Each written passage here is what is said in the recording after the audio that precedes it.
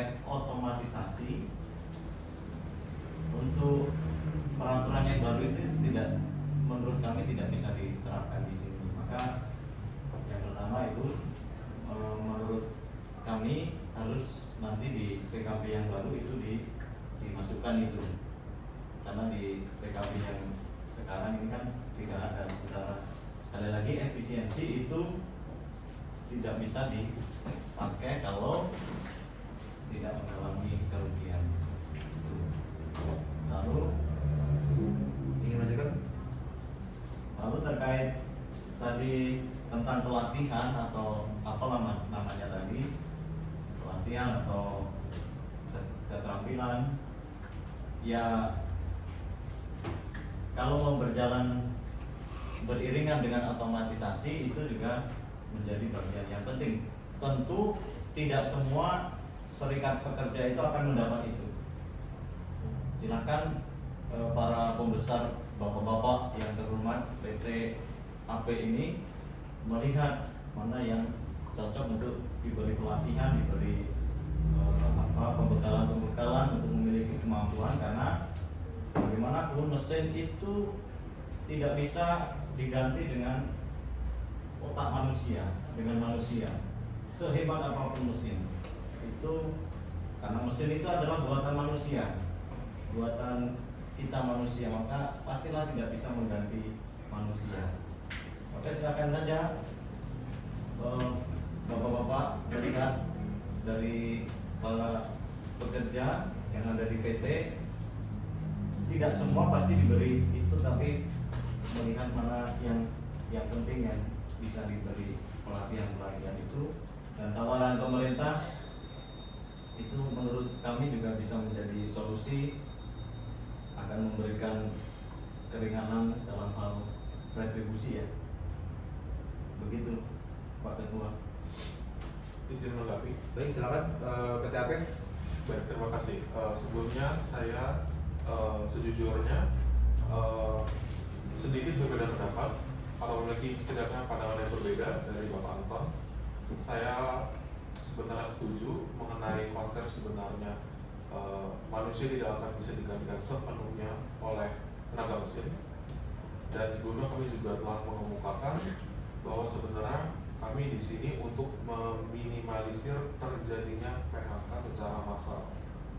Dengan demikian, bila dikaitkan dengan pelatihan tadi yang sebagai solusi ditawarkan oleh pemerintah, maka kami menyadari bahwa sebenarnya untuk pekerja yang telah bekerja 5 tahun atau lebih itu sebenarnya kurang berdampak, karena sesungguhnya dengan pengalaman kerja selama 5 tahun tersebut sendiri itu telah memberikan pengalaman maupun keterampilan yang memadai untuk tetap bertahan dan bersaing, tentunya bersaing dengan pekerja lainnya di dalam PT Agrojaya Perdana.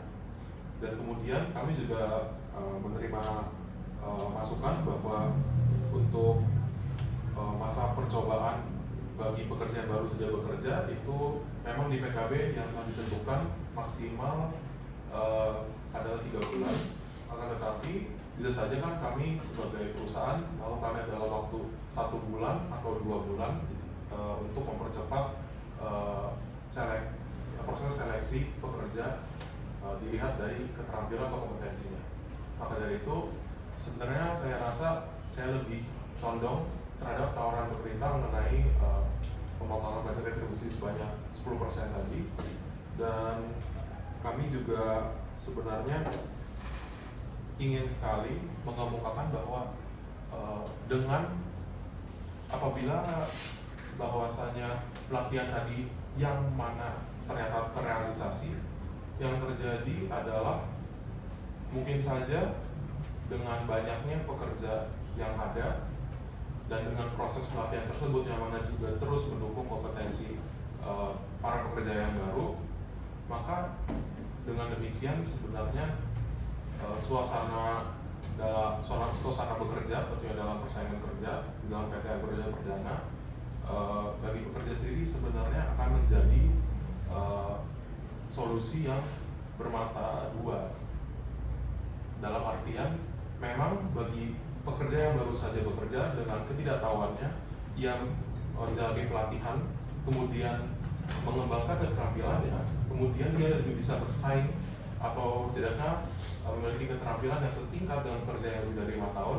Dengan demikian, apakah itu berarti pelatihan ini sebenarnya secara tidak langsung juga membawa bahaya atau menempatkan pekerja yang telah menaruh loyalitasnya yang telah bekerja selama 5 tahun atau lebih di PT kami sendiri itu menjadi terancam untuk di PHK, mengingat apa yang telah disampaikan sebelumnya, kami akan tetap melakukan otomatisasi dan kami rasa memang perlu dipahami bahwa yang akan kami terapkan adalah otomatisasi di dalam divisi produksi, dan kami bahwa menyadari untuk divisi administrasi itu merupakan hal yang berbeda karena kami juga menurut pengalaman kami sejak perusahaan kami ini berdiri, untuk urusan administratif itu membutuhkan kreativitas lebih dan bukan keterampilan yang sama yang diulangi secara repetitif seperti halnya yang dilakukan oleh pekerja pada divisi produksi. Mungkin demikian. Baik, terima kasih karena tadi sempat ada pembahasan dari PT AP yang akan dilakukan otomatisasi hanya di divisi produksi, betul? Betul. Kalau boleh tahu berapa jumlah pekerja yang ada di divisi produksi? Izin menambahkan kalau bisa dijelaskan sini semua pekerja jumlahnya ada berapa, lalu kira-kira dalam divisi administrasi ada berapa dan divisi produksi ada berapa? Tolong jelaskan semua. Tapi ingin menambahkan, tapi mungkin yang lebih dijelaskan lebih lanjut adalah dari divisi produksi ini yang akan terdampak dari otomatisasi itu berapa?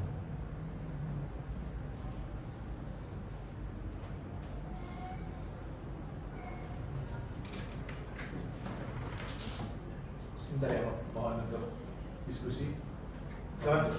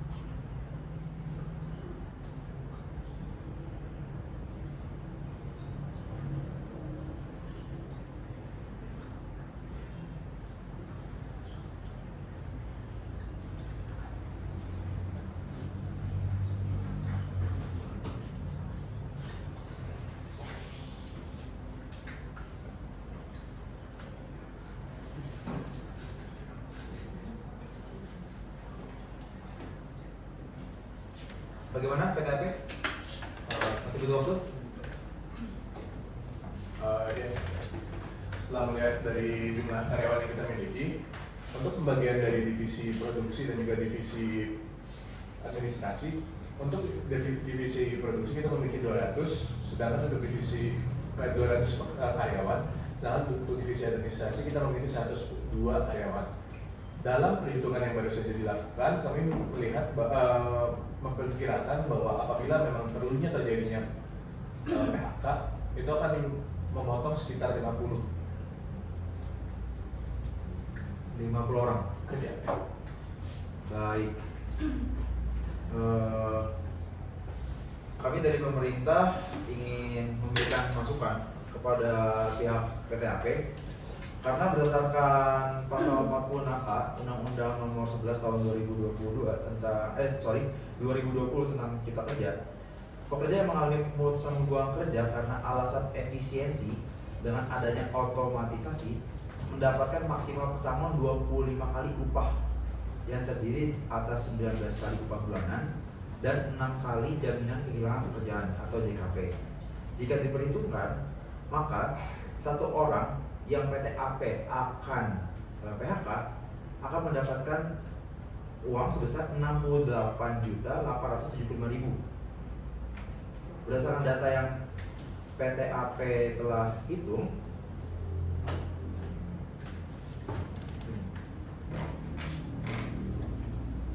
berarti dengan jumlah PHK 50 orang, PT-AP akan mengeluarkan uang sebesar 3,4 M hanya untuk membayar pesangon dan JKP. Tawaran dari pemerintah, bagaimana jika PT-AP tidak melakukan PHK karena akan mengeluarkan uang sebesar 3,4 M hanya untuk memberikan pesangon?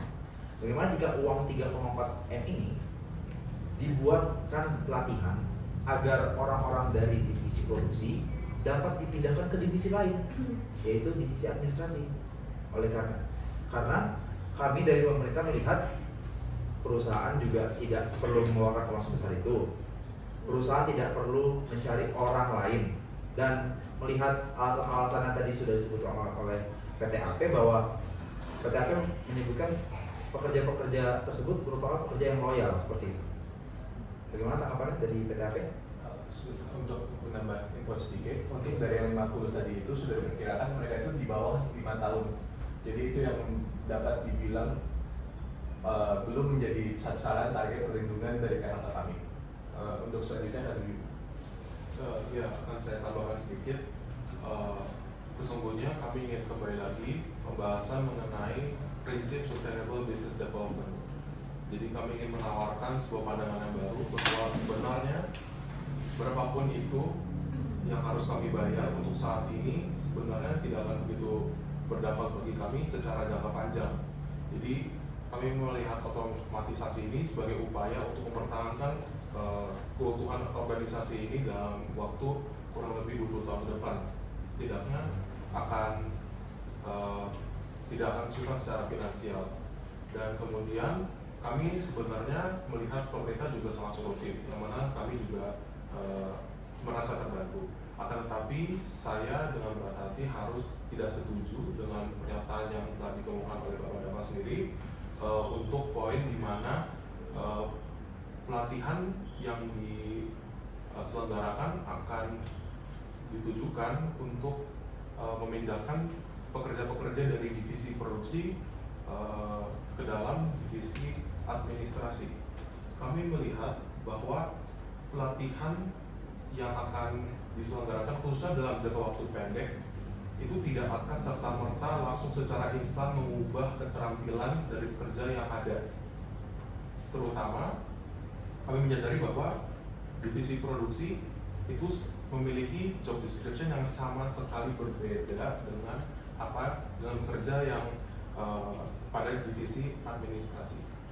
Mungkin begitu. Silakan SPAP. Mungkin tadi itu ada dikatakan bahwa yang terdampak atas otomatisasi yang dilakukan oleh PT-AP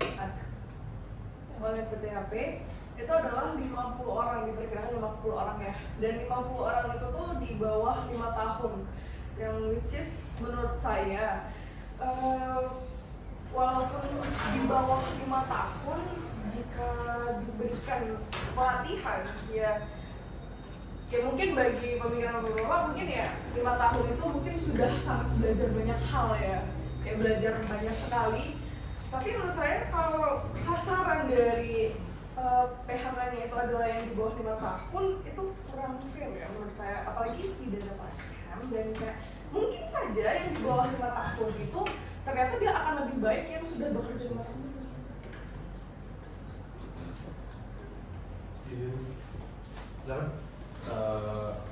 Mungkin bisa dibenarkan apabila saya salah, tapi apa tadi Bapak Anton sendiri yang bilang bahwa 5 tahun untuk melindungi mereka yang sudah bekerja dari 5 tahun ke atas. Bapak tadi benar Bapak mengatakan penghentian untuk pemberhentian PHK, apalagi untuk mereka yang sudah 5 tahun ke atas bekerja di perusahaan. Saya mungkin salah, makanya saya ingin mempertanyakan hal tersebut.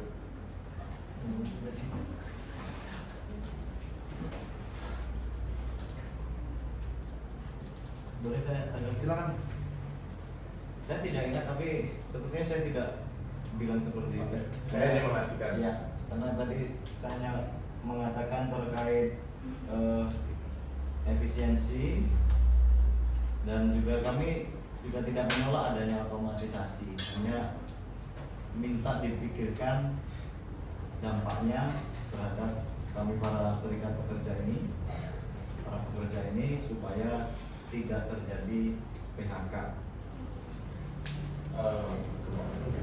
Kembali lagi tadi dibilang apakah lebih baiknya yang di atas 5 tahun yang diberhentikan dan maksudnya yang di bawah 5 tahun itu kenapa? Mungkin saya ingin lebih merawat kata-kata saya sebelumnya.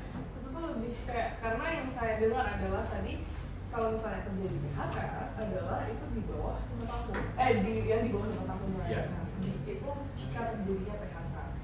Dan menurut saya ya jika sampai itu terjadi berarti itu suatu dasar untuk yang di bawah 5 tahun. Karena kembali lagi mereka belum mendapat pelatihan dan mungkin saja mereka akan lebih baik dari yang 5 tahun. Sebisa mungkin. Izin menanggapi, Iya.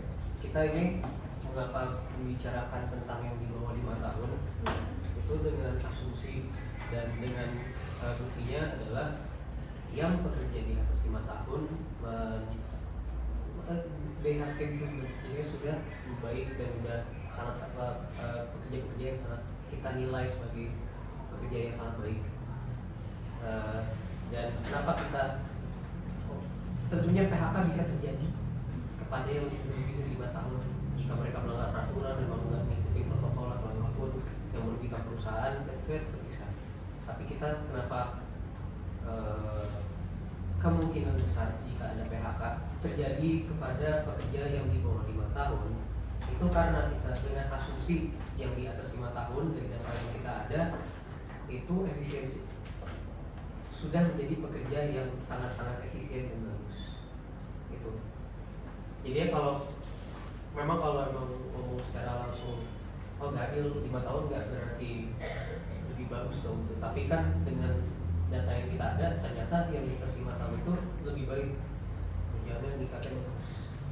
Ingin menambahkan? Silakan. Terima kasih.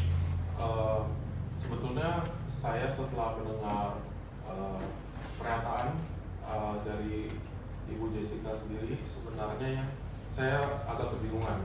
Apakah dengan pernyataan yang diberikan barusan, apakah itu berarti di saat yang sama Ibu Jessica secara tidak langsung menyiratkan bahwa sesungguhnya pekerja yang telah menaruh loyalitas kepada kami selama 5 tahun bekerja itu turut serta ditempatkan sebagai pertimbangan dalam bagian pekerja yang ingin di PHK sebagai akibat dari terjadinya otomatisasi kami.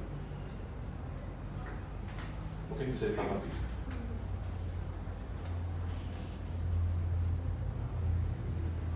Izin ulangi sekali lagi, maaf sebelumnya. Ya baik, akan saya ulangi sekali lagi. Ibu Jessica tadi mengemukakan bahwa akan sangat tidak adil bahwa pekerja yang bekerja di bawah 5 tahun itu lebih rentan untuk di PHK. Dengan demikian saya ingin mengemukakan hal yang berseberangan dengannya, yaitu pekerja yang telah bekerja 5 tahun atau lebih pada perusahaan kami.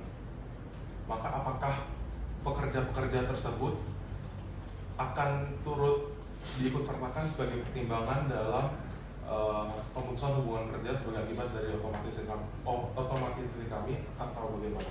Jadi menanggapi bahwa menurut saya ya itu juga akan menjadi pertimbangan. Menurut saya itu juga harus menjadi pertimbangan karena ya baik lagi ya karena belum adanya efisiensi dari yang di bawah 5 tahun ini untuk bekerja, mereka ya oke lah, baik kita bilang mereka mungkin yang 5 tahun atau di atas 5 tahun memiliki pengalaman yang lebih banyak, dan seperti yang dikatakan oleh Bapak Daryl tadi katanya bahwa ya yang di atas 5 tahun itu ya kinerjanya lebih baik daripada yang di bawah 5 tahun. Nah, menurut saya ya akan adil bahwa dilihat dari jajaran yang mungkin yang bekerja yang paling lama sampai yang baru bekerja, karena di sini kan kita tadi juga pemerintah sempat menyarankan bahwa diberikannya pelatihan. Nah, dan pelatihan itu ya akan diberikan kepada semua, tidak hanya di bawah 5 tahun. Karena tidak akan adil dong dilakukan pelatihan hanya untuk yang tahun pertama sampai tahun kelima, yang dimana seharusnya semuanya mendapatkan pelatihan tersebut. Dan siapa yang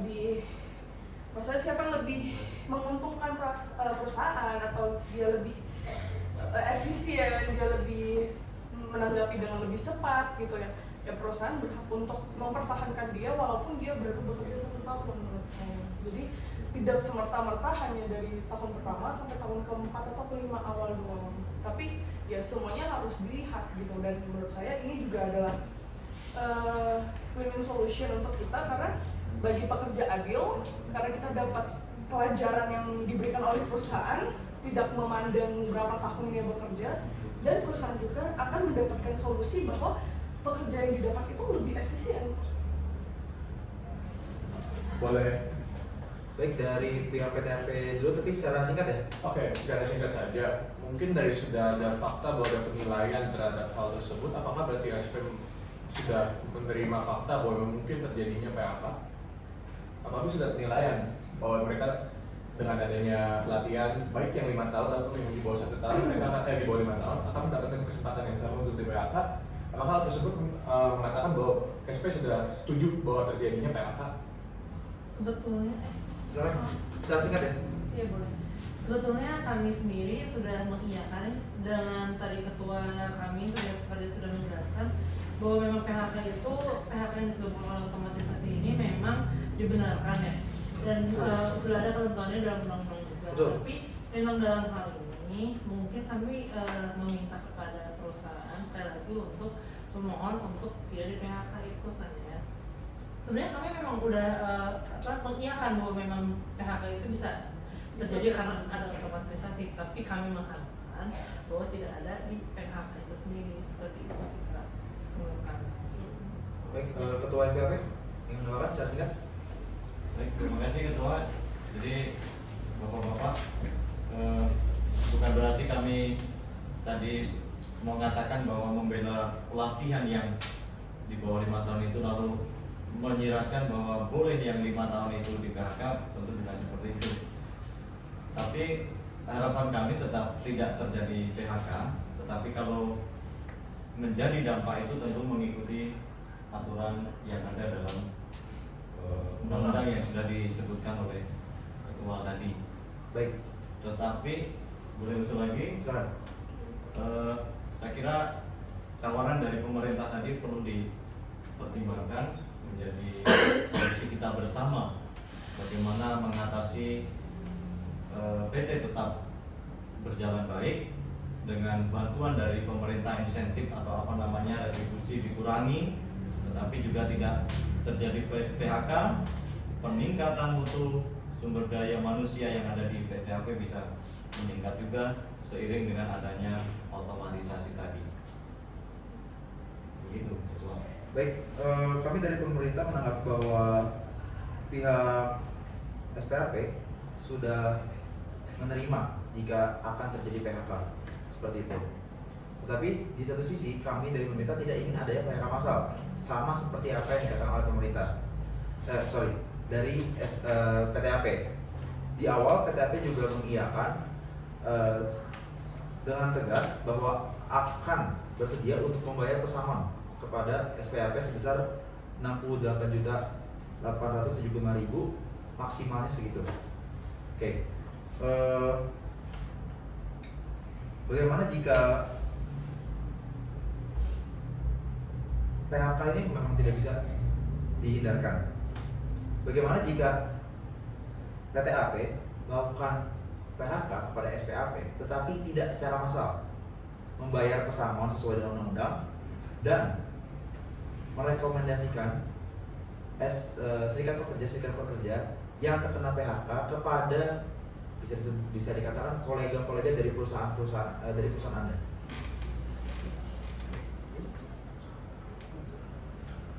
Bagaimana, PTAP? Boleh diulang tadi di bagian sebelum surat rekomendasi? Melakukan PHK Ya. tidak secara massal, membayarkan pesangon sesuai haknya dan memberikan surat rekomendasi kepada perusahaan lain sehingga serikat pekerja yang terkena PHK masih tetap mendapatkan pekerjaan di perusahaan lain dengan rekomendasi dari perusahaan PTAP. Maaf Ketua. Silakan.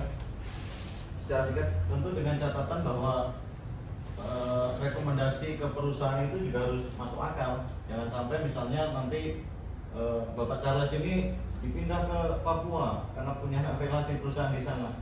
Artinya juga masuk akal supaya karena sudah punya rumah di situ, punya keluarga di situ, lalu dipindah ke Bandung kan juga akan lebih susah lagi. Maka juga itu mohon menjadi masukan juga Ketua. Kalau misalnya rekomendasinya ke perusahaan lain itu juga harus masuk akal juga. Begitu harapannya. Bagaimana dari PTAP?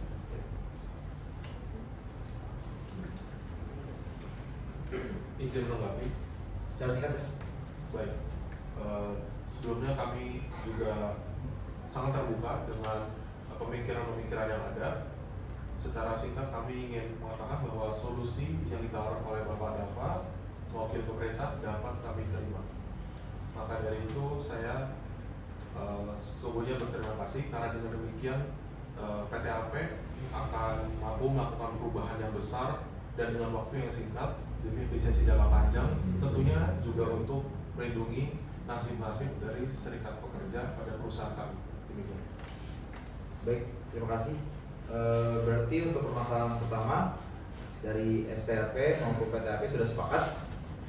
Agenda kedua mengenai PKB terbaru. Tadi tolong dirangkum apa yang menjadi kesepakatan supaya pihak kami juga bisa menjadi jelas. Baik, baik. Tentang kesepakatannya apa, lalu Baik, apakah kita bisa menerima atau menganggap. baik. Berdasarkan kesepakatan yang telah dibuat terkait dengan akibat dari otomatisasi, pihak SPAP menerima jika terkena PHK, tetapi bukan PHK massal, betul? Dan pihak serikat pekerja yang terkena PHK akan mendapatkan haknya sesuai dengan undang-undang. Ditambah surat rekomendasi kepada perusahaan lain agar serikat pekerja yang terkena PHK masih memiliki kesempatan untuk bekerja walaupun di perusahaan lain, seperti itu.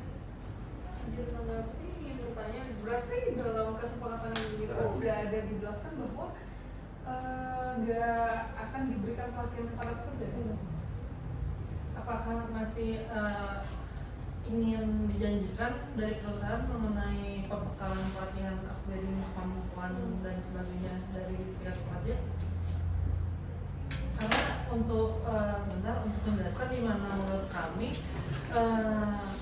pembekalan pelatihan atau upgrading ini merupakan kewajiban dari perusahaan yang memang merupakan kewajiban pokok ya menurut kami sesuai dengan keputusan Menteri Tenaga Kerja dan Transmigrasi. Itu bisa disebutkan bahwa perusahaan memiliki kewajiban mengembangkan kemampuan dan kompetensi tenaga kerja melalui pelatihan dengan membuat rencana program sesuai dengan kebutuhan dan teknologi yang digunakan perusahaan. Jadi memang menurut kami perusahaan harus membuat perencanaan program pelatihan kerja bagi pekerja, buruh, sekolah-sekolah meliputi jenis pelatihan kerja, jangka waktu pelatihan kerja, dan tempat pelatihannya itu dijelaskan secara lengkap ya dan bisa dirumuskan oleh perusahaan itu sendiri, di mana program pengembangan tenaga kerja ini pada industri dilakukan dengan pengelolaan yang bisa dengan baik,